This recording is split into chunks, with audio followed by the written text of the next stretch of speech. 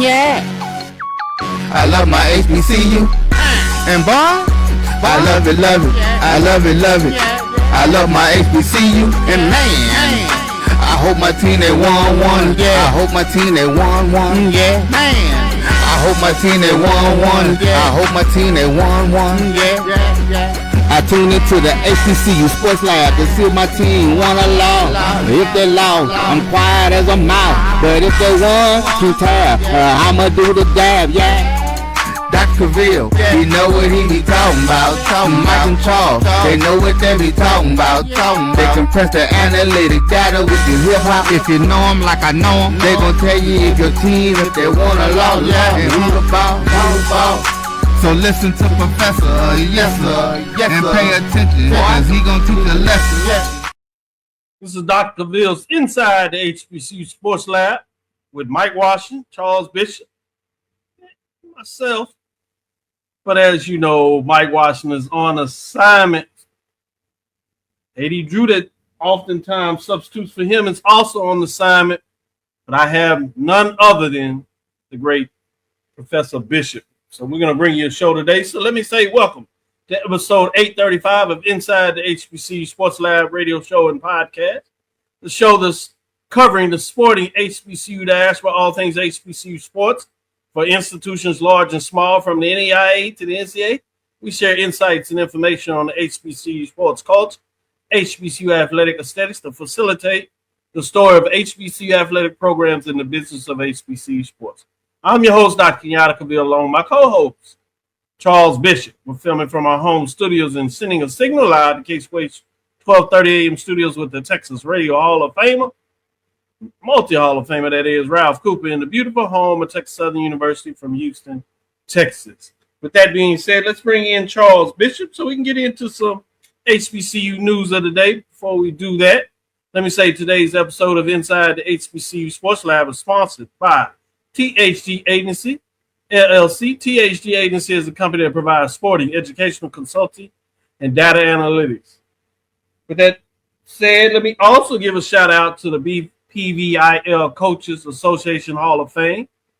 That is a Hall of Fame for the then segregated, what we would call black high schools. They did cover some middle schools as well, but mainly the black high schools from 1920 to about 1970 in the state of Texas. They are having their Hall of Fame banquet this Saturday, and I will be the MC, Masters of Ceremony, for that event. Nice. I'm working on an introduction that I'll do for that event, I should say, and I'm excited for that opportunity. But I wanted to say congratulations to a lot of those Hall of Famers, and many of those Hall of Famers moved their careers, as you would imagine, when they moved from high school to HBCUs and beyond. So there is that connection as well. And I believe in my speech, I will stomp the ground a little bit for some HBCUs as I do that. But with that being said, shout out to the lab listeners as they're in the house. We have a full episode. We'll get into some HBCU news. Then we'll get into the release of the SWAC's preseason players list. We'll do that in segment 2, if you would. Segment 3, we have the inaugural preseason release of the Black College Football Poll. I get to direct that. So certainly want to showcase that as it was released today. We'll do the Division 2, what we call the mid-major list. We'll do that in the 3rd segment. In the 4th segment, we'll get into FCS Division 1, what we refer to kindly as the major division. So excited about that being released. I want to get Charles' thoughts on all of this. But before we get into that, it's time to get some HBCU news of the day out. Charles, what direction are you going with the news of the day from your perspective?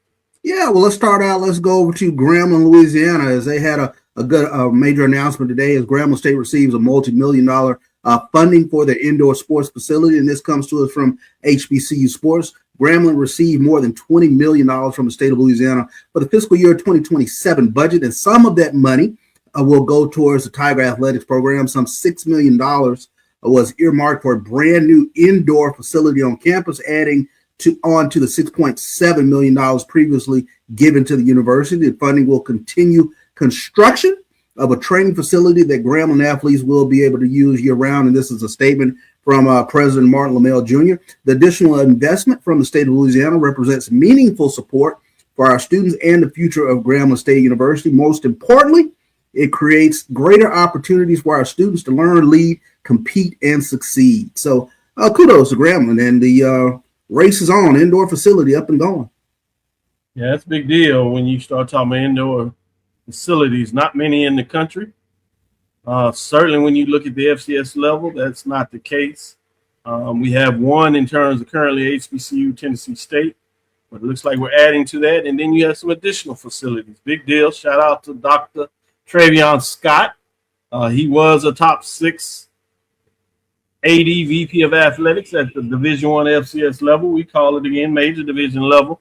And that's the indication why in terms of what he's doing off the field, which in some cases are more importantly because it affects so much what's on the field. So expectations are going to start to be high in terms of those coaches being able to take the next step. We'll see what that means. With that being said, let me first do a little bit of support of the MEAC commissioner. We celebrate Sonja Steele's over there in the MEAC, telling her happy birthday. Obviously, we do a ceremony moment of silence, but sometimes it's happy to be able to celebrate someone's additional trip around the moon. We do it for each other, but now we get a chance to celebrate the conference commission of the MEAC for this 2026 years. Shout out and congratulations for another birthday celebration for Commissioner Steele. I wonder what she has planned this evening. Yeah, that's a good point. She shares a birthday with another frequent guest of ours, and he stops in from time to time. But I want to send shout outs to Travis Jerome over at Jackson State. His birthday is today. So shout out to Travis' birthday. I wonder what he has planned today. Hopefully it's not some more releases and more writing. You take a little bit of a break, you know what I'm saying? Just hopefully it's a good steak dinner somewhere. So somewhere, you know, Jackson State. I've been to a place or two. They can do some steak. They can do some steaks. Now I like the catfish. There's something about the way they do catfish, but they can find a way to chow down on a mean cow as well and fix it up right for you if you get down. So, maybe gonna do some barbecue. We'll have to ask Jerome what he plans to do. What his favorite dish is, I guess, is the question of the day. With that, let me yield back to you, Charles. What other direction do you want to go? Yeah, let's continue to take a look at it as this comes to us from HBCU Game Day. Article by Stephen Gaither, North Carolina A&T Football. They set a season ticket record. We were talking about ticket sales the other day, but North Carolina A&T has already made history before the 2026 HBCU football season begins. The school says it has sold more than 6,000 season tickets, a new record for Aggie football. The announcement came with less than 2 months to go before the start of the season, so it also sends a clear message that the Aggies are not done selling. So kudos to A&T. Get it done with regards to season ticket packages. Yeah, it's big. You know, I know this is the second year of the coach, but they hadn't done as well, but the expectations must be high for a lot of people around that. And regardless, the fact that you can sell 6,000 tickets is something to be proud of. So certainly I agree with you. That's a big deal. Also wanted to shout out baseball, HBCU baseball coaches in terms of USA Today. Nice. They are over there in Taiwan. But we have HBCU's representation. When you look at the picture there to your far left, if you would, you recognize that face there, Charles. That's Davin, Coach Pierre from Grambling State. And then you have Norfolk State represented here out of the MEAC. That's player Thomas Ely. Norfolk State, obviously, they play baseball in the NEC as an affiliate member. Then we shift back to the SWAC. You've seen this too often. Right in front of your face down there, McGregor Park, and that is Trey Calloway right there in the middle, if you would, Alabama State. And then you have Pablo Torres, Bethune-Cookman, representing, and along with Bethune-Cookman is the head coach there on the far right, Johnny Hernandez. Bethune-Cookman there. It's in the morning over there on that side, Charles, while we're getting ready to the evening. So Coach may be up checking us out as he gets ready for his day to play some baseball. Let's play 9. They're going to play it on the other side over there in the east, if you would, far east, as they're getting it done. Wishing all those players well in terms of representing the USA team there, collegiate team. Big deal. And great job. We've always tried to tell a lot of folks, a lot of talent in the SWAC, and you see some representation here by the coaches and players. And then the NEC, as we talk about, the MEAC says, don't count us out as well as they're getting it done.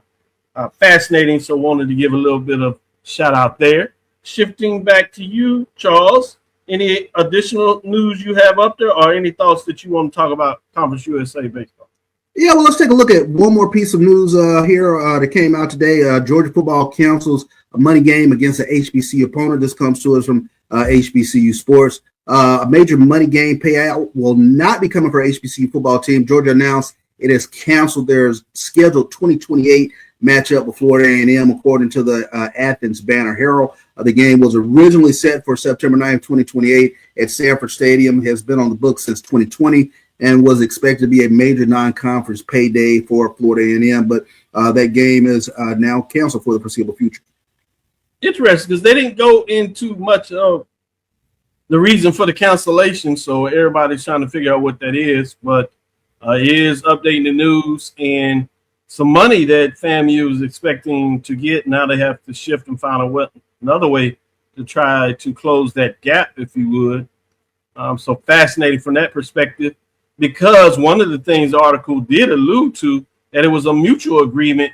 So I'm not sure if there's any payout. Usually cancellation is due to a payout, but you couldn't quite tell if that was the case, especially when you think about the mutual cancellation agreement. So fascinating to see what that looks like. I did also want to get in before we close out this first segment is the NCAA opening round. Remember earlier that there was an announcement that you would see the field of the March Madness expand with additional what they call opening round games for the men's and women's. So for the men's side, the Dayton will continue to host the game. Actually, they'll have additional day, as we know, because they have more teams in there.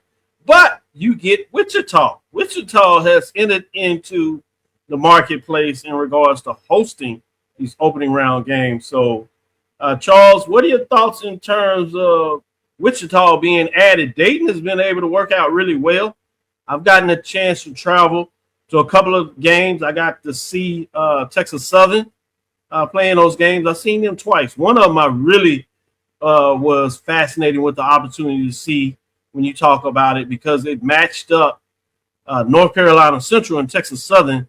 At that time, the two premier programs, you could argue, some would want to say Norfolk State, they were on their way, but this was kind of before they really pushed through without a question. Now you would have to say they were there in terms of what's going on. And Texas Southern has slid just a little bit.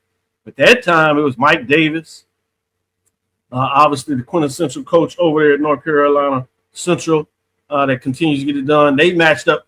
And I was fascinated because it was like the 50th anniversary of the 50s matchups in the NIA days when you had the tournament that was picking out the best HBCU program for about 3 years that finally got a bid to the NAIA tournament. And you know the rest of the history there. But what are your thoughts in terms of Wichita getting the market? Because Dayton has really been able to do well, having significant crowds from local fan base beyond fans traveling there to see their team. Well, I'm sure that probably went into the rationale or the decision making for in terms of picking Wichita. I've had an opportunity to travel there once, and I was struck by the fervor for Wichita State baseball in particular, and Wichita State basketball. So it does have a very fervent fan base, especially with regards to collegiate sports. So that was one thing that kind of jumped out for me. And, you know, if it mimics anything with what Dayton does in terms of that that opening round game that they picked a winner with regards to that city. Yeah, that's a good point when you talk about that good information as we continue to move in there. Let's take our first break. We'll come back on the other side, and we'll get into a little bit of football talk as folks start to lather up. SWAC is the first one to kick things off next Tuesday. And with that being said, as they actually do it on Wednesday, Charles will be in town Tuesday, it looks like. I'll get in there Monday, so I'm fascinated to see what things look at. You also have the kickoff classic for the Birmingham Classic. You would feature in Southern and Alabama State, so they'll have that presser on Tuesday. I will be there for that, 11 o'clock sharp that morning. But that being said, I'm fascinated to see what are the thoughts from the lab listeners in regards to those individuals that made the SWAC preseason teams. We'll get Charles to jump in there on that as well. We'll be right back again after this first break. For over 30 years, HBCU Image has been more than just an apparel store. We've been a movement, a statement, a legacy. We celebrate the pride, the purpose, and the culture that make historically black colleges and universities legendary. Whether you're a student or a lifelong supporter, our gear lets you wear your HBCU story with confidence and style. Because when you wear HBCU Image, you're not just wearing clothes. You're wearing culture. You're wearing pride.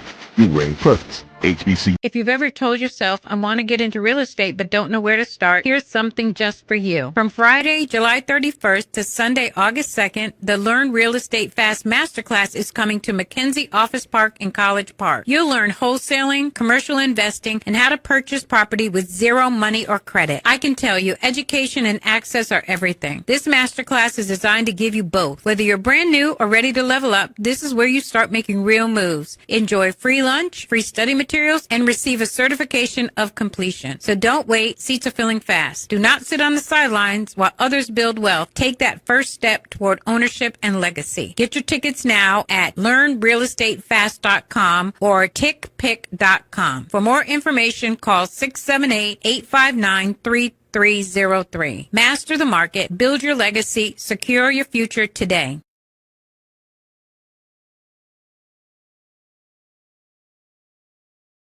From cancer care to accidental injuries to cardiac care, we all know that there are times that you can't control what happens in your life.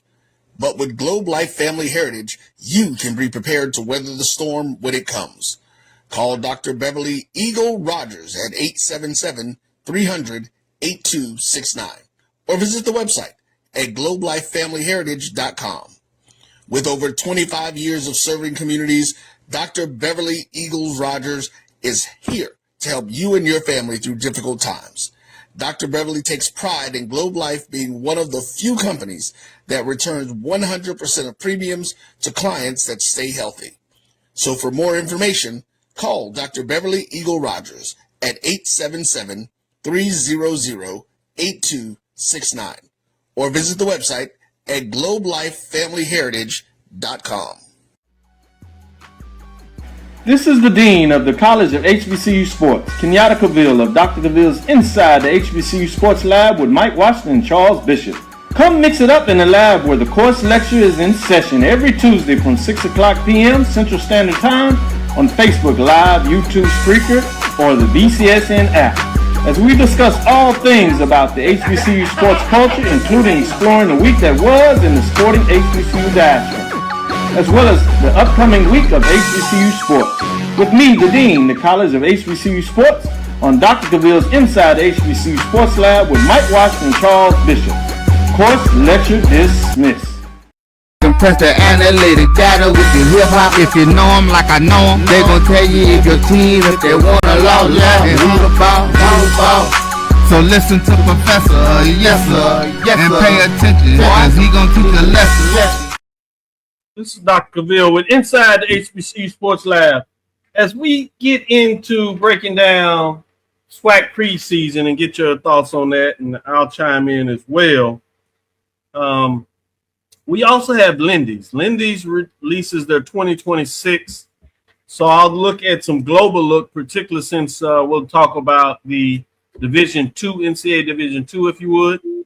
and the FCS, as I said, in the third and fourth segment. So we'll get the chance to break down the top 10.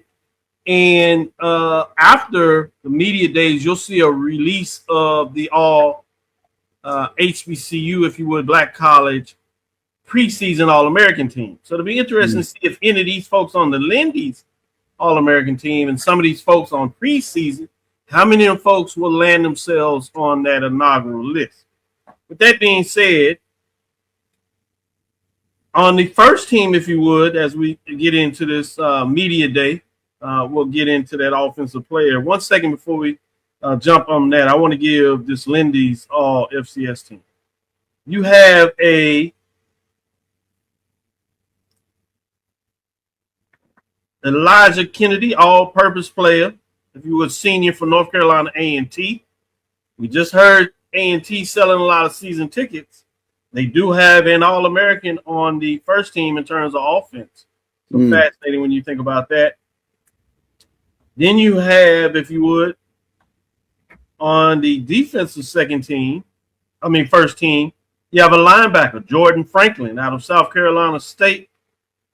Also, you have a defensive back, Kedrick Green from Howard, on the first team defense for the Lindy's 2026 All-FCS team.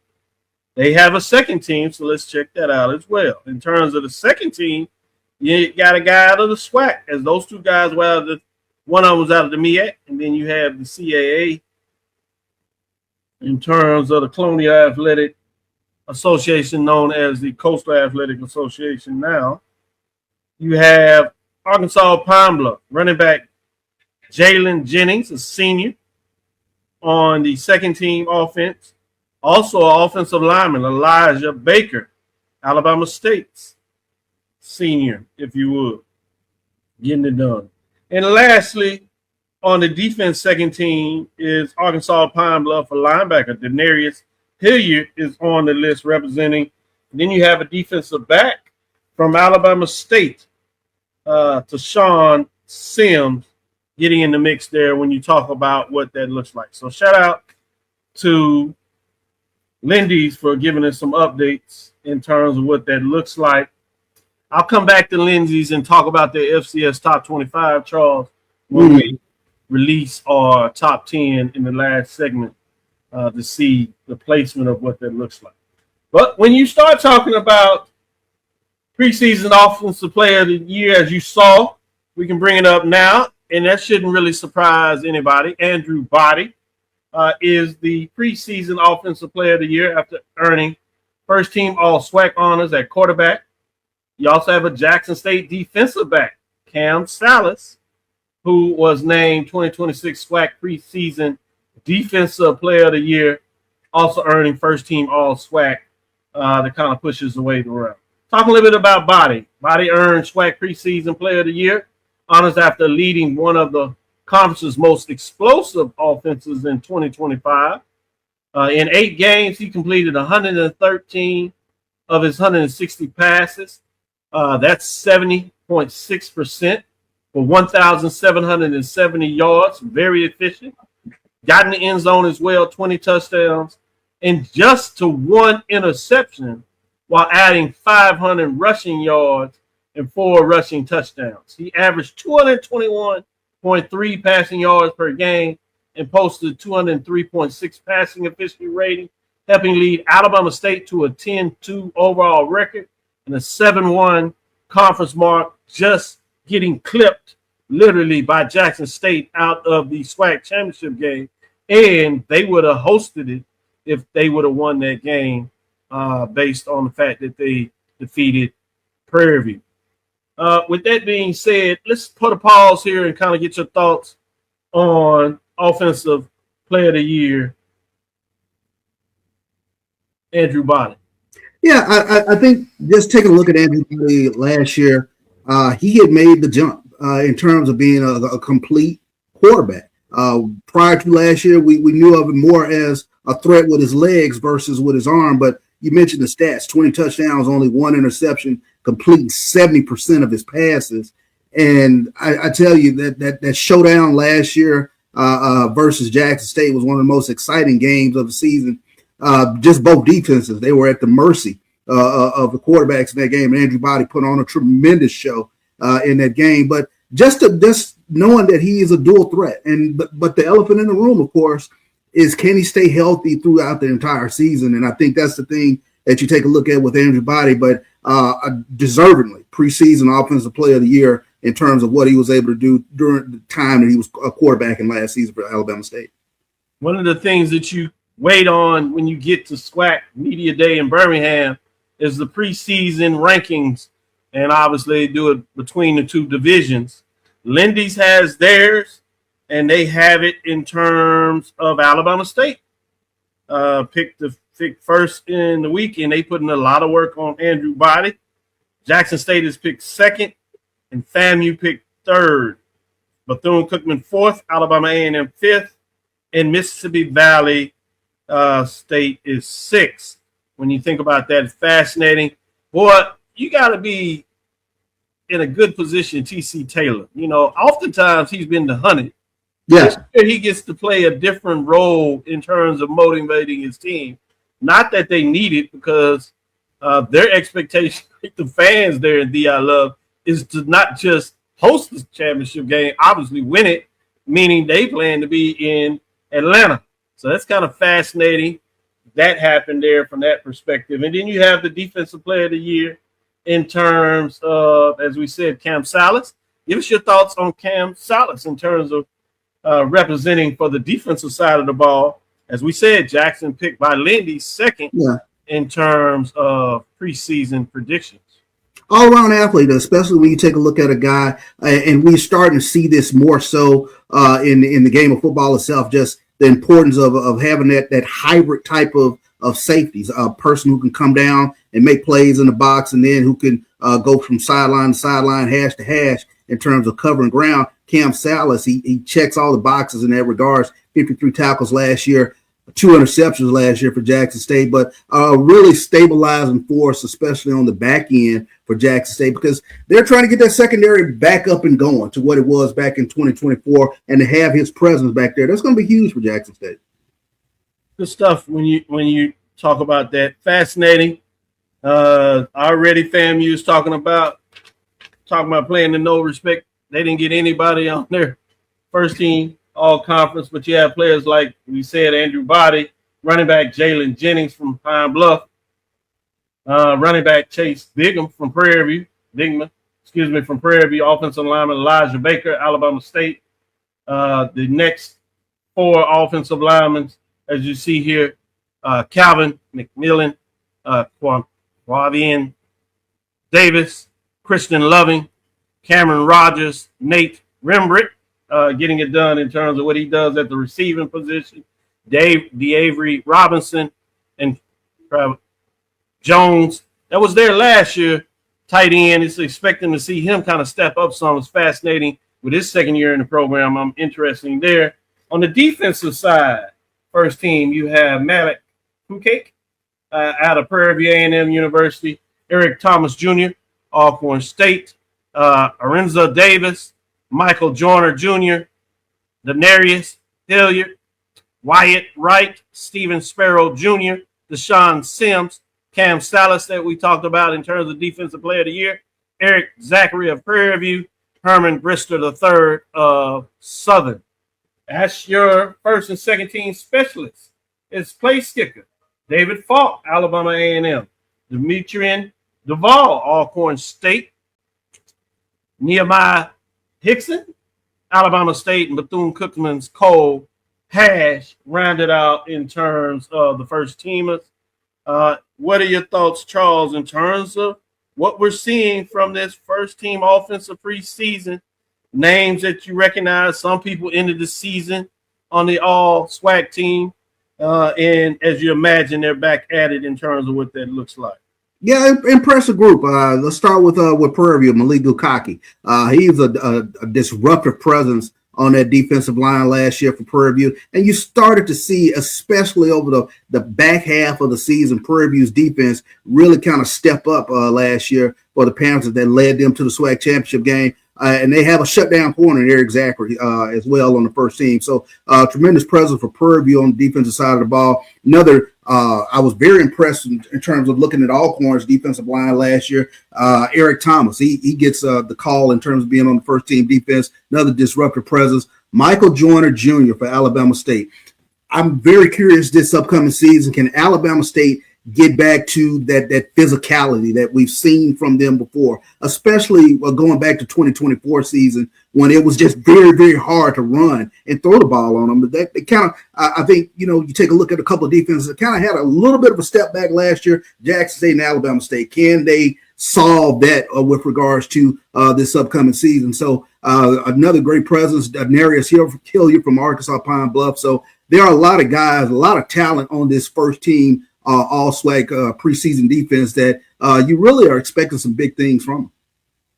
I agree with you. Great point when you talk about all that talent and the way it's spread around. I mean, you can't just get your way on the team just because there's not a large portion of folks to select from. You got 12 teams, and you even see BC, Bethune-Cookman, Alabama A&M, and UAPB have representation on the first team list and second team and things of that nature. Fascinating when you think about that. Any thoughts in terms of just the depth across the conference? Obviously, some teams like Alabama State, Jackson State, Prairie View have a lot of people between the first and second team. What are your thoughts in terms of the depth, however, the preseason teams? I think you kind of touched on it. I mean, and it begs the question, how much parity will there be in the conference this upcoming season? Good representation from various teams on the first and second team of preseason rankings here. But I'm really curious in terms of when you start taking a look at it. I think there are a lot of teams that sort of made a step forward last year, Bethune-Cookman being one. Grambling had some fourth quarter heartbreakers, but they got the upset of the year against Jackson State last year. So can they make that step forward? And then, I think people need to pay attention to Texas Southern. That's a good football team. They finally had their first winning season in a while last season. Can they make that step forward this upcoming season? So I think across the board, there's a lot of talent, but it always gets real interesting, Dr. Cavil, once we start getting towards mid-October. The wheat separates from the chaff a little bit by the end. So you kind of start getting a really good sort of, look-see in terms of who's who, especially are there teams that can separate themselves from the pack. Good stuff, good stuff. We talked about Lindy's on the East Division. In terms of the West Division, Charles, Prairie View's ranked number 1, Grambling number 2, Southern all the way to 3. It's going to be interesting to see what Southern's picked. Some people have them relatively high. Some people have them relatively low. Maybe you split the difference. I don't know. Number 4, Alcorn State Braves. You ask Charles Evans, he'll tell you that that's way too low. Texas Southern at 5. Just spoke with you. I imagine you think that's too low. And you have Arkansas Pine Bluff at number 6. We'll wait until the last segment, and we'll give you some updates of what that looks like from Dave Campbell's. But I thought that was interesting and wanted to share a little bit from Lindy's national perspective of what they see in terms of the FCS programs, in terms of their rankings. So that's always interesting to me. And they do have, if you would, a top 25 team. They have number 23 at South Carolina State. They also have Delaware State as 25, Charles. Oh, really? So give you some indication of some love they get for Delaware State. Do not have a sport team ranked 25. But when you talk about the MEAC, just to let you know what they think out before we close this out, usually I tell everybody else to go from the bottom to the top. So I'm going to do it this time in terms of the MEAC. At number 6, Norfolk State. No love for Michael Vick yet. Number 5, Morgan State Bears. They still have the Bears struggling. At number 4, Howard comes in with their first year program. They have them at number 4. Number 3 is North Carolina Central. At number 2, Delaware State. And number 1, South Carolina State. People got some love for Delaware State. They think they're going to run it back. So kind of fascinating there. Just to give you an overhead, not the same confidence in A&T out of the CAA in terms of the fans at A&T. They have them ranked 12th, but they are better off and one up than Hampton, which is ranked number 13. In terms of Tennessee State, they do not believe that Tennessee State is going to turn it around this year. OVC Big South football, you know, they do the association partnership. They have Tennessee State 8, bottom of the barrel in terms of what they're doing there. With that being said, let's take our next break, come back on the other side, and we're going to get into the Black College Football Inaugural Preseason release for 2026. We're going to do it from the Division II programs, give you the top 10 programs there. We'll look at some receiving votes as well. We'll be right back after this next break to have Charles talk about it. If you've ever told yourself, I want to get into real estate but don't know where to start, here's something just for you. From Friday, July 31st to Sunday, August 2nd, the Learn Real Estate Fast Masterclass is coming to McKenzie Office Park in College Park. You'll learn wholesaling, commercial investing, and how to purchase property with zero money or credit. I can tell you, education and access are everything. This masterclass is designed to give you both. Whether you're brand new or ready to level up, this is where you start making real moves. Enjoy free lunch, free study materials, and receive a certification of completion. So don't wait. Seats are filling fast. Do not sit on the sidelines while others build wealth. Take that first step toward ownership and legacy. Get your tickets now at learnrealestatefast.com or tickpick.com. For more information, call 678-859-3303. Master the market, build your legacy, secure your future today.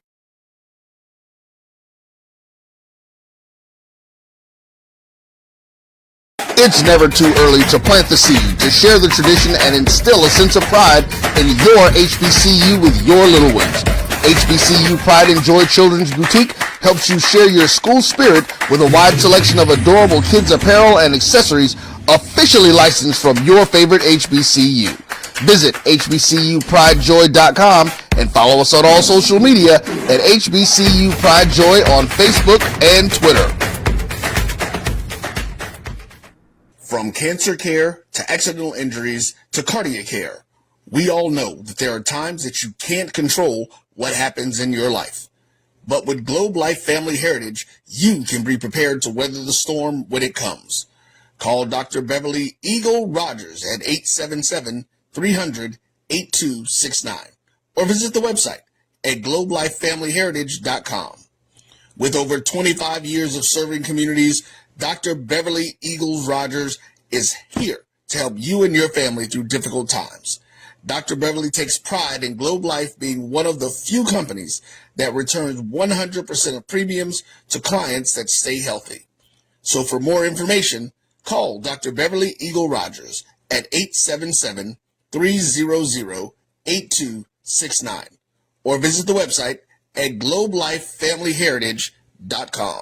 For over 30 years, HBCU Image has been more than just an apparel store. We've been a movement, a statement, a legacy. We celebrate the pride, the purpose, and the culture that make historically black colleges and universities legendary. HBCU Image, a Kenny T's company. You're looking for the latest information on Southern University sports, the Southwestern Athletic Conference, and HBCU athletics. There's only one place to go.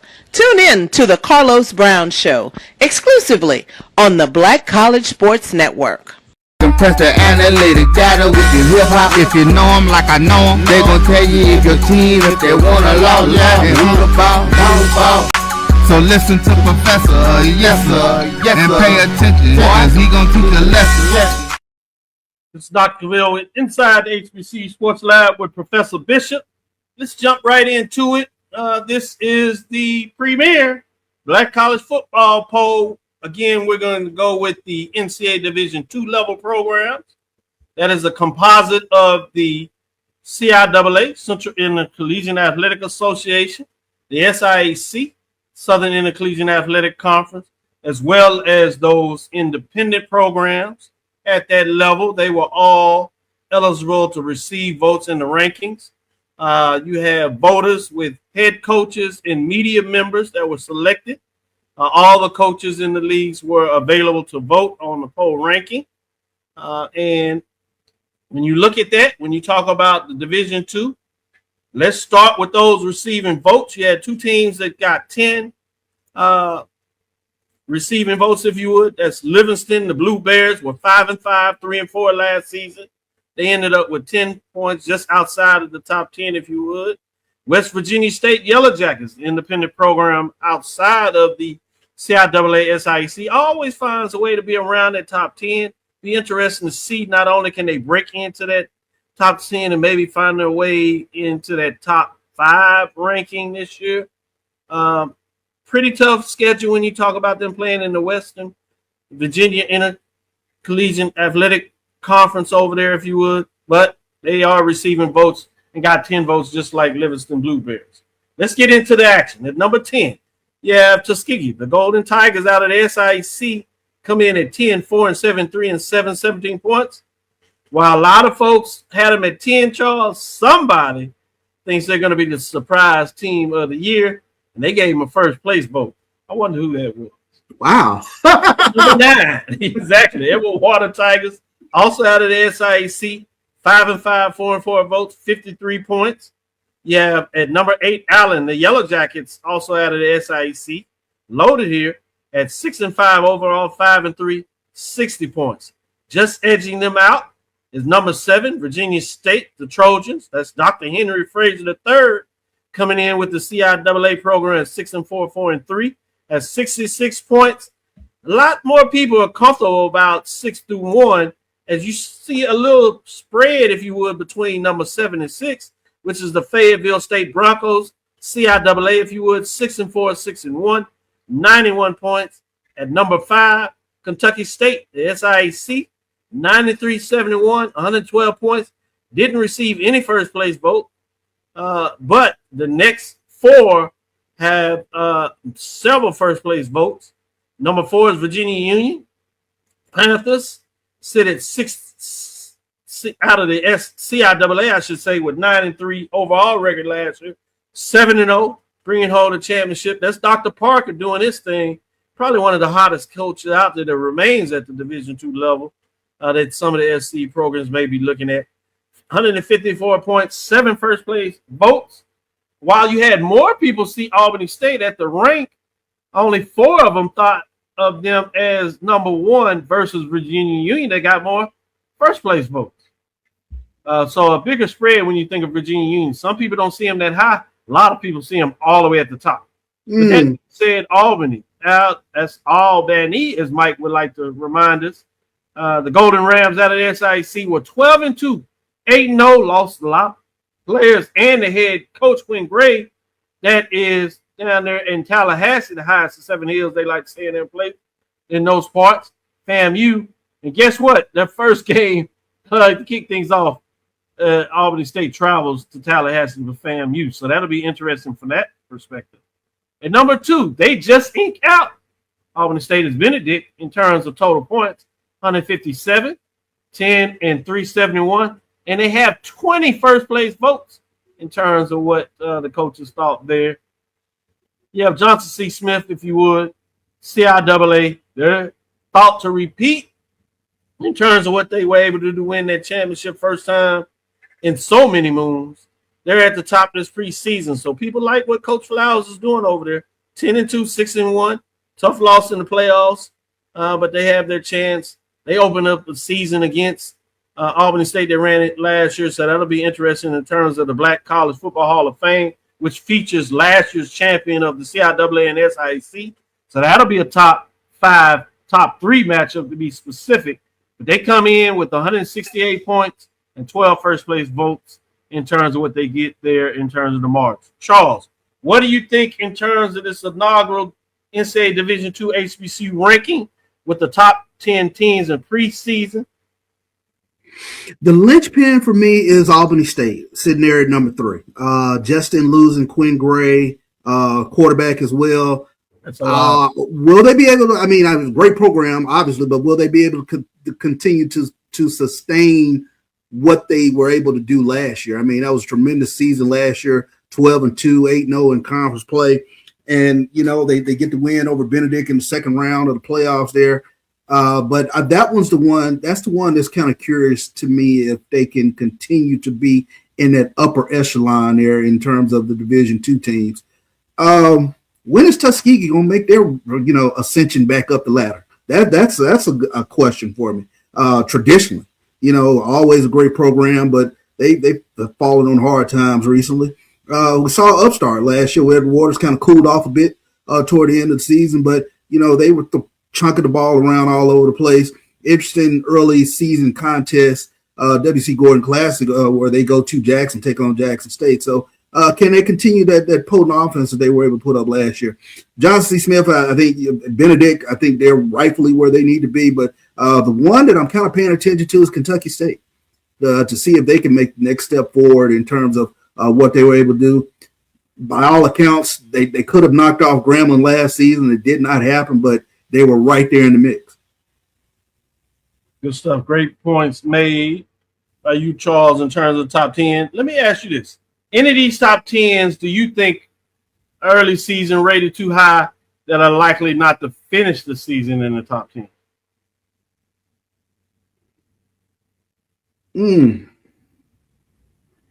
Allen looked like they got them a piece today, got them a receiver from LSU. That would have been my curious one there, but they don't add some talent. Like I said, I want to go back to Albany State. I'm very curious if they can continue the momentum from what they were able to do last season, losing a presence like Quinn Gray.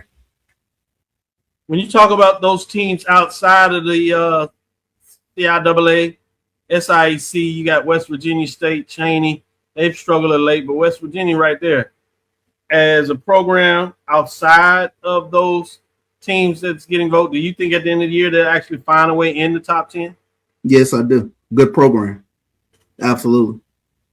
I'd have to agree with you on that as well, Charles. With that being said, let's close out this third segment, come back on the other side in the fourth segment. Let's get it. We kind of teased it a little bit as we talked about Lindy's. They do not have any teams in the top 10 as they rank it, if you would.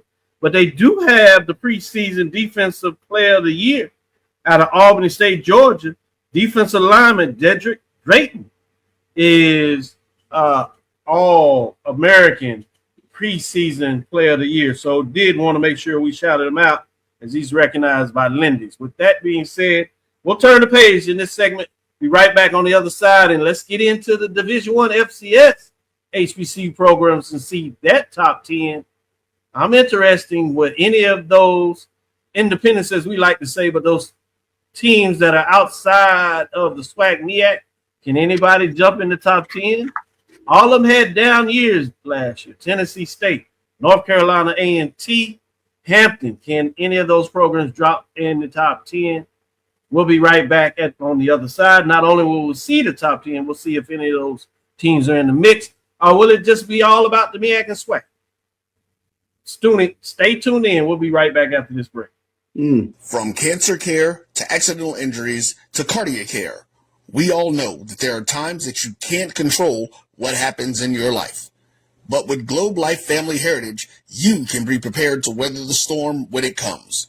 Call Dr. Beverly Eagle Rogers at 877-300-8269 or visit the website at globelifefamilyheritage.com. With over 25 years of serving communities, Dr. Beverly Eagles Rogers is here to help you and your family through difficult times. Dr. Beverly takes pride in Globe Life being one of the few companies that returns 100% of premiums to clients that stay healthy. So for more information, call Dr. Beverly Eagle Rogers at 877-300-8269 or visit the website at globelifefamilyheritage.com. If you've ever told yourself, I want to get into real estate but don't know where to start, here's something just for you. From Friday, July 31st to Sunday, August 2nd, the Learn Real Estate Fast Masterclass is coming to McKenzie Office Park in College Park. You'll learn wholesaling, commercial investing, and how to purchase property with zero money or credit. I can tell you, education and access are everything. This masterclass is designed to give you both. Whether you're brand new or ready to level up, this is where you start making real moves. Enjoy free lunch, free study materials, and receive a certification of completion. So don't wait. Seats are filling fast. Do not sit on the sidelines while others build wealth. Take that first step toward ownership and legacy. Get your tickets now at learnrealestatefast.com or tickpick.com. For more information, call 678-859-3303. Master the market, build your legacy, secure your future today.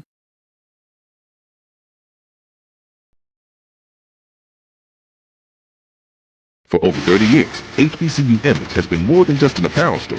We've been a movement, a state, a legacy. We celebrate the pride, the purpose, and the culture that make historically black colleges and universities legendary.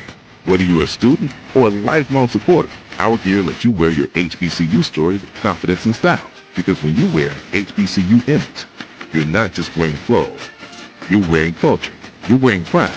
You're wearing purpose. HBCU. This is Ryan Fulford. AD Drew and I are co-hosts of the BCSU Sports Lab. We talk about all things related to HBCU athletics. From the games, teams, coaches, and fan interest stories, we cover it all. You can find our shows on Facebook at BCSM Sports Lab, YouTube at MyJBN Online, and everywhere you listen to podcasts like Anchor, Spotify, Google, and Apple Podcasts. You can also find the show on the Jericho Broadcast Network's app.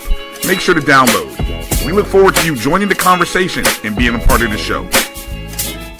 Compress the analytic data with your hip hop. If you know them like I know them, they gon' tell you if your team, if they want a law, and who the ball. So listen to Professor, yes sir, and pay attention, cause he gon' teach a lesson. This is Dr. Cavil with Inside the HBCU Sports Lab. As we told you about the Black College Football Poll, this is a partnership that was sanctioned by the 4 HBCU conference commissioners, but it includes all HBCU programs in the NCAA.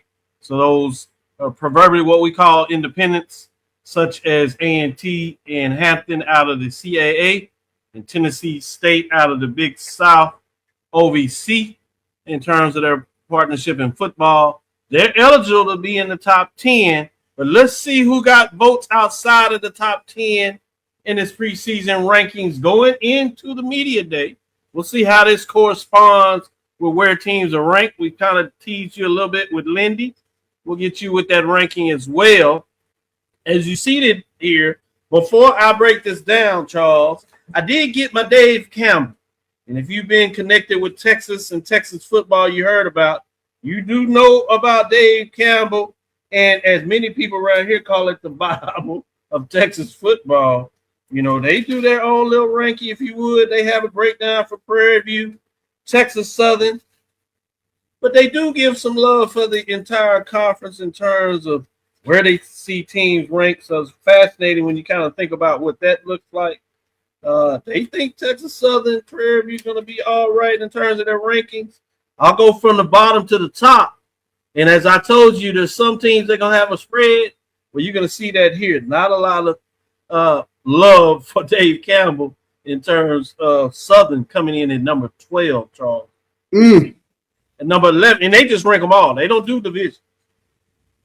They have Mississippi Valley at 11, Alabama A&M, at 10, Alcorn at 9, Arkansas Pine Bluff at 8, Bethune-Cookman at 7, Grambling at 6, FAMU at 5, Texas Southern at 4. So we saw Lindy's had them low, Texas Southern higher. You have Jackson 3, Alabama State 2, and they have Prairie View number 1 in terms of pick to repeat as SWAC champions. So that means if you had the West, that's Prairie View 1, Texas Southern 2, Grambling 3, Pine Bluff 4, Alcorn State 5, Southern 6. In terms of the East, that would be 1, Alabama State, 2, Jackson State, 3, FAMU, Bethune-Cookman 4, Alabama A&M 5, and Mississippi Valley 6. Now, let's get into the big one. Inaugural Black College Football Poll, just with the HBCUs. We told you what some other folks thought in terms of Lindy's and Dave Campbell. We're going to get a chance to see what Charles thinks, but this is what all the voters and coaches think at the FCS level that voted in this. Again, outside receiving votes is Alcorn State, the Braves, 5-7, 4-4 in 2025. Howard, also 5-7, 2-3 in terms of what they did in the conference race. That's 15 and 13 votes respectively. Also with 13 votes is Alabama A&M, 4-8, 1-7. Thought to be able to get back in the football business, receiving votes, not enough to get in the top 10. At number 10, FAMU, new coach, new chance. See them at 5-7 as they did 4-4 last year, 32 points. Entering the top 10 at number 9, Texas Southern. SWAC 6-5, 5-3, 42 points. Number 8, also out of the SWAC, Bethune-Cookman, 6-6, 5-3, 46 points. And then number 7, Grambling State, the SWAC. Bottom 4, SWAC program, 7-5, 4-4, 6-3. Finish up the bottom 5, Delaware State for the first MEAC entry. 8-4 overall, 4-1 with 98 points, if you would. Looking at the top 5, you have North Carolina Central at 5, 8-4 last season, 3-2, 107 points. We also get these teams in the top 4 that are receiving first place. These are folks that thought some of the teams in their rankings were ranked number 1. Starting at number 4, Alabama State, those Hornets, pesky Hornets, out of the SWAC, 10-2 last season, as we said earlier, 7-1, 141 points. You see the top of the heat. They really separate. Everybody's comfortable with these 4. 6 first place votes. Jackson State at 3, 9-3 overall, 7-1 out of the SWAC, obviously 149 points. Now, while they have more overall points than number 4, they actually have less first place votes with 4. We see that similar at number 2, Prairie View, 10-4, 7-1. A lot of folks think they will be back in the mix at the top, but not many of them think they're going to finish first overall. I don't see them as first coming in, but they did get 2 first place votes. So you see right now, 3 SWAC teams, 1 MEAC team in the top 5, but number 1, South Carolina State, the reigning champs. And you see that both from the Division II and the FCS Division I, both of last year's champs, conference-wise, are in the mix, while South Carolina State also won the Cricket Celebration Bowl, now presented by Toyota. They were 10-3, 5-0 out of the conference. Coach over there out of the South Carolina State, he hadn't lost a conference game. Hadn't lost a conference game yet. Don't lose a conference game. Yeah. With that being said, he has 185 points, 36 points. So the prevailing, overwhelming, everybody's top choice going into this season in South Carolina State. A lot of folks got a lot of love for Chennis Berry, not just the way he finished last year, but what they think they're going to do for this year. Charles, a lot of the unpack there. Where do you want to start? Let me go back to something with Dave Campbell. Did you mention was Valley on top of Southern? Yes. Oh wow. Okay. Yeah. Wasn't ready for that. I mean, it was a close loss last year in the season, and Valley did win a couple of the last 2, including a win over FAMU. Okay. So maybe they think they're building. It also looks like a lot of these folks out here, at least in the national publications, they have, they have mixed relationships of what they think about some of these professional coaches. At least after year 1, they seem to think they're okay. Not a lot of love for Vic, but a lot of love for Jackson. Mm-hmm. A lot of love, it seems, for over there in Mississippi Valley. Not a lot of love for Falk at Southern. What do you say? Yeah, I mean, I think you take a look at the poll. The first 4, I think, speak for themselves. You got the Celebration Bowl participants, South Carolina State and Prairie View, and then Jackson State and Alabama State that were just right there toward the end of the season, right there in the mix. North Carolina Central is the one that I'm really curious about in terms of replacing a 2-year starter like Walker Harris. What do you do at quarterback with regards to North Carolina Central? And they still have that hurdle, that South Carolina State hurdle to overcome. Can Delaware State repeat? Marquise Adams does come back for Delaware State, and the physicality that they showed running the ball last year was mind blowing. I know they did have some departures or defections, if you will, through the transfer portal, but can they replenish that talent there at Delaware State? Grambling, It was the fourth quarter collapses last year. I think that was a team that probably could have won a couple more games last season, but they just kind of faltered down the stretch. Bethune-Cookman is kind of an interesting one to kind of sit back and watch. Can they continue their upward momentum? But if there's a team that could supplant any of the bottom three, Bethune-Cookman, Texas Southern, Florida A&M, I have to agree with Charles Evans. I think Alcorn is kind of a scary team that people need to pay attention to. They went 4-1 down the stretch. The light bulb seemed to come on for Jalen Tolbert midway through the season, and you could start seeing a better Alcorn product probably from October on through November. And they gave Jackson State everything that they could handle in Jackson toward the end. So Alcorn's a team. It was a rivalry game. It is a rivalry game, no doubt. But Jalen Tolbert, he really started playing much better football from mid-October through November. That's true. I'll give you that. Same question I asked you earlier, but now at the FCS level. Which of these top 10 teams at the end of the year is going to be disappointed because they won't even have a top 10 finish? Or a couple of teams, maybe. Yeah. We build up expectations for Texas Southern. That could be a team that could falter, especially when you kind of take a look at what they're up against this upcoming season in terms of playing home games at multiple venues. So just having that energy week in, week out with regards to Texas Southern. Florida A&M, I think it's going to be, there's always talent, obviously, at Florida A&M, but if there's a year where it could be a step back, this could be the year where they, try to get their ducks in a row this upcoming season. So those are the two teams that I kind of would see if they could potentially fall out of the poll. FAMU and who else? Texas Southern. Like my ascension to the poll going either way. Either they really gonna do well. Yeah, they either going. You just never know with Texas Southern. They could go either way. Cameron McCoy, he transfers over to Texas Southern, but he's going to have to step it up in terms of being a passer.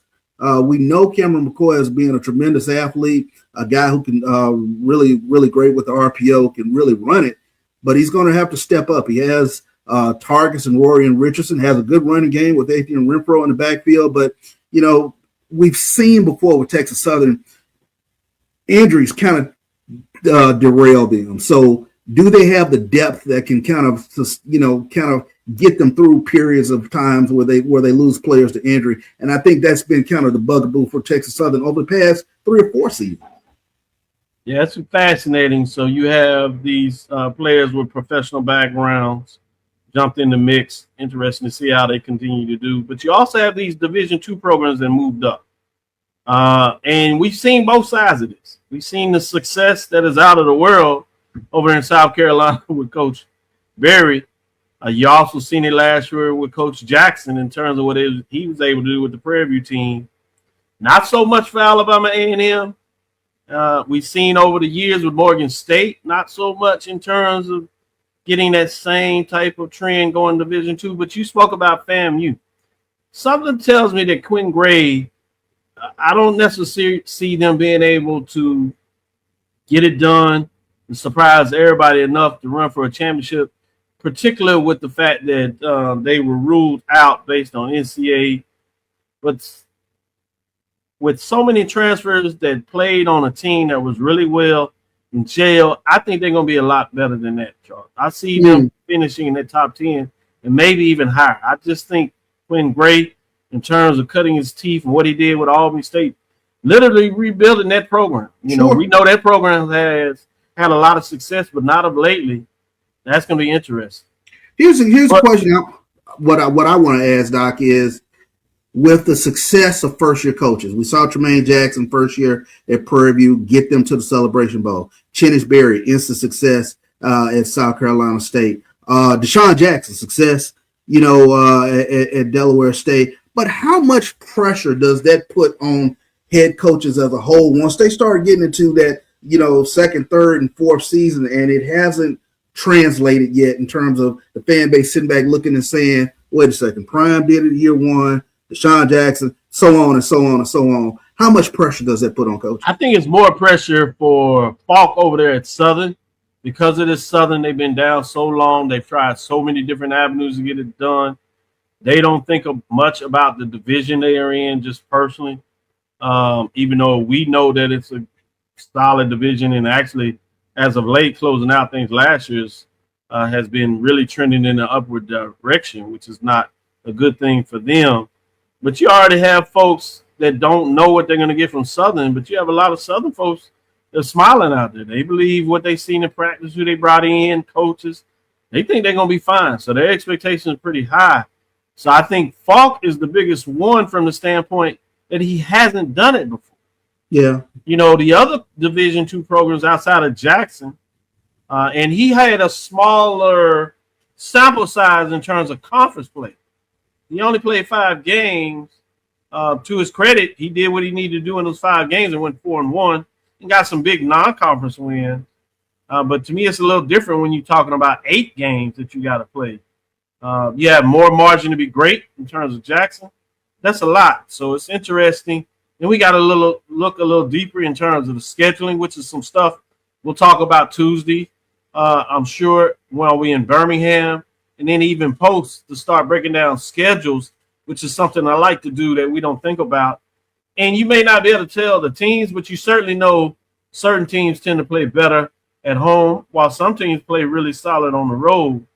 I think that's a question mark that we need to really take a closer look at Southern to see how much charges with them. And I think the other part, when you talk about Quinn Gray over there, the other part of this we don't talk about is like, do you get some key games?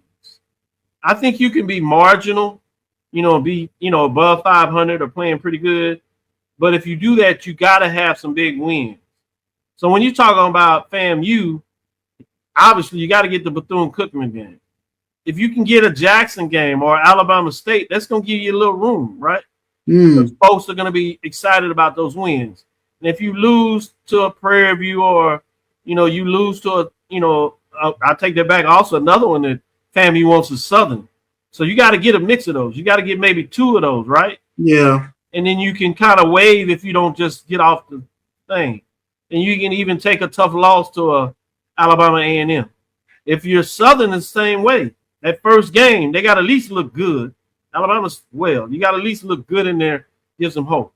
But you got to find a way to beat Jackson or Grambling State, right? Yeah. You can't fall to both Texas Southern and Prairie View. You got to win one of those games. You got to at least look good in those games. Or it's going to be a challenge for folks to get excited about saying, hey, this first year is building. So I don't think that you have to win it all, but you got to find a way to get some key wins in there. Win the right games. The right games, right, is what I've always said about new coaches. It's not so much doing the Richardson, if you would, base in terms of Coach Richardson, what he was able to do his first year, or even what we've seen the trend for those teams, like you said, Jackson, both at Prairie View and Delaware State, and obviously the phenom, which is something that you shouldn't be looking at, but a lot of folks are going to think twice, is Coach Berry. What's fascinating, Texas Southern had those opening searches, and they did interview them to their credit, but South Carolina State, one thing they did, remember, they started their coaching search early. Yeah. You know the thing, one hand in the bush is better than nothing. So once he got the offer at South Carolina State, you don't have to move. Yeah, you look at everybody else, but as they start saying, hey, we want to take to this board, you ain't going to be like, well, let me wait and see what these programs, you're going to take it. So that's also part of the game. How good is your program from a board level all the way down to the president AD about being aggressive when you're going to make the move? They didn't do it with Coach Berry. It'll be interesting to see over the next couple of years how people feel about that in terms of those decisions at those two programs. Even though if you're Texas Southern, you're in a pretty good position. You got your first winning season in 10 years since 2010, 16 years, 20 years overall since 2010. Obviously, that championship was taken back in that season, obviously. But you got that in the mix. So you got some excitement over there. We said this last year. That game against Prairie View went down to the last play. They win that game. Technically, everything else stays the same. Yeah. They actually go and play Jackson State for the championship in That Jackson, close. Yeah. right? 1 loss, 1 win is the difference because they would have a tie record, but they would have the head-to-head tiebreak over Prairie because they would have won that game. If, ands, and buts and nuts, we know what they say, but I do want to give some people perspective in Turks and Southern in terms, as you said, a team to watch. Can they replace KJ? That's going to be interesting in terms of what that looks like. But, yeah, a lot of questions on the table, so many new variables in this new football market. So I'm fascinated to see what that looks like. I can't wait till Tuesday, Charles, to take a deeper dive. We get a chance to talk to some coaches, really to get some feel, talk to some players. Everybody's going to be excited. But if you've been in this in a while, you have a different way to kind of feel some quiet excitement, and you get some tidbits of why some coaches, some players feel that way, and you can kind of see maybe a team will be a little more different than what we think coming into it. So I can't wait to revisit this on Thursday in terms of what that looks like. Again, we do plan to do a live show in Birmingham, so keep an eye on that on Tuesday. Roy is looking to set up everything and have us ready to go. If not, we'll be live Wednesday to give you the SWAC football media day for 2026. Charles, any final thoughts that you want to share? Yeah, I mean, we're right up on it. I mean, the season is upon us, and it's great to start talking this football again. But I think, to me, just kind of looking at it, I think this is kind of a season of parity. Just off top, I love the fact that you got a lot of returning quarterbacks coming back. You kind of take a look through the league, at least with the SWAC, but you got overall got a lot of talent up and down this league. Alabama, A&M, Tennessee State play each other. Of those two teams, if I forced you, which one of those teams are going to find a way to be in the top 10 at the end of the season? I would have to go with the returning quarterback with Alabama A&M, and if they can figure out a way to score some points, I think that was a big thing with them last year. Once they had injuries, they started to kind of tail off. But if they can kind of stay healthy, we've seen what Sam Shade has done in Miles and what he can put together with regards to a program. I think it's a good call. And you did allude that you think the Braves are going to surprise, so that's another one at the end of the year that might find their way in the top 10. I think you paying a lot of attention to the Braves this season. Yeah. That's a good point. I will say that. Thank you for listening to Inside the HBCU Sports Lab. Make sure you share our podcast with your friends and colleagues. I am Dr. Kenyatta, the Dean of HBCU Sports, coming from inside the lab in the College of HBCU Sports with Mike Washington, Charles Bishop. Again, we want to thank you for listening to Dr. Ville's Inside the HBCU Sports Lab with Mike Washington, Charles Bishop every Tuesday and Thursday at 6 o'clock Central Standard Time. We will start Sunday back in the fall, giving an early morning breakdown on Sunday morning of what took place on Saturday. As we say in the intro, either you're going to be hiding like a mouse or you're going to be talking the talk. We'll see. Because these guys certainly will do their part in terms of what that looks like. Woo! Also, as we go through the season, we will have a preseason in terms of what you look at in terms of coming out of the black college football. We'll do one for the NCAA Division I FCS. We'll do one for the NCAA Division II. That'll come out after all of the media days, and then you'll get your weekly updates, and we'll give you those updates. There's a larger write-up on the black college football that talks about the top 10 teams for both of those two polls. So you can go to thgagency.com and look at the black college football. You can get that write-up to get some more in-depth. You can also go to a lot of your partners in terms of the media releases for that. Look forward to a postseason top 10 champions coming out of the black college football poll, as well as a postseason All-American team. That will be something fascinating to keep your eyes on. That is something I look forward to providing everybody with the voters week to week during this 2026 football season beyond what we do on Dr. Ville's Inside the HBCU Sports Lab. Again, with that, we thank you for listening to Dr. Ville's Inside the HBCU Sports Lab every Tuesday and Thursday. That's it for this week. We look forward to next week as we discuss the latest news in the lab. Follow me, Dr. Kenyatta. That's DrKenyattacavil on Threads, Facebook, and Instagram. Inside the HBCU Sports Lab 1 on Facebook. Inside the HBCU Sports Lab on YouTube. Dream big. Continue to move forward. We will talk with you soon. Charles? Of course. Raymond? Lecture. Dismiss.